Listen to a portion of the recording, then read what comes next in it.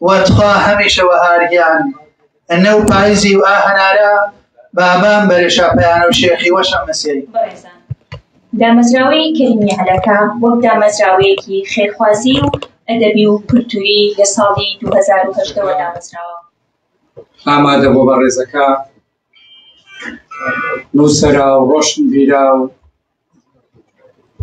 مێمانەوە شەویستەکە و ئێمە پێ یەرەمین ساڵ و دیدار و ئەدەب و هەورامانی گردی تا خێر بێتی سەر و چەما هومایون ساحێب ماچۆ ئای وەشلە یەک جار زەردە و وێرەگای گۆشە دەرەینە دەست لەمانم باوی بەناوی پارێزگای هەڵەبجەوە سوپاسی دامەزراوەی کەریمی عەلەکە بکەین کە 3 ساڵە هەورامان ناسی قسەکردن لەسەر شێوەزاری هەورانی لەسەر کللتوری هەورانی کە کللتوریشی دەوڵەمەند و گرنگە لەناو کللتوری گەورەی تورکیانەکەی بەخشی زانکۆی هەڵەبجە تا نەوەکانی ئایندە بتوانن بۆ خزمەت بە زانست و زانیاری بەکاری بێنن. بەخشندە و میهرەبان کاروان ڕاژگرتێنەوە مرداژ نییە بێوچان دەسێ ڕانە پێێبا دەسێ منەما گۆچان خۆشەویست زۆر بەخێر بێن.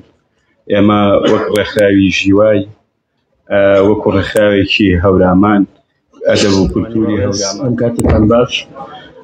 من بە ناوی ڕێکخراوی کەلتوری سیا چەمانەوە سوپاس و دەستخۆشیم بۆ ڕێکخرانی ئەم دیدارەکە ئەمە سێمین دیدارە لە شاری هەڵەبجەی خۆشەویست دەکرێت. سوپاسمان بۆ برای عزیز و خۆشەویستمان کاک دکتۆر تەها کە پڕکەرەوەی بۆشایەکانی ژیانی ئەدەبی و ڕۆشنبیریە لە هەر چوار پارچەی کوردستان بە تایبەتی ڕێکخراوی سیا چەمانە. شامای وەخەیر ئەی بەرگوزیدە وەشامای وەخەیر ئەی بەرگوزیدە بۆ نەجای مردم جاگر نەدیدە تۆ کریەبی و چەمە و هەسارەشا چەنەتکارە خۆت ئیمانم بارەوە بە ئی دنیای و ئەولاتەری چەش سەر و سینەی تۆ بوان و وەسل و دەوازادی و پەلەوەرە باوە گێراوە سەر و سینەیموە کریە پەنجێت. سوپاس بۆ دامەزراوەی کەریمی عەلەکە بۆ بەڕێزانەی ماندوو بوون ئەم دیداریان ساز کردووە.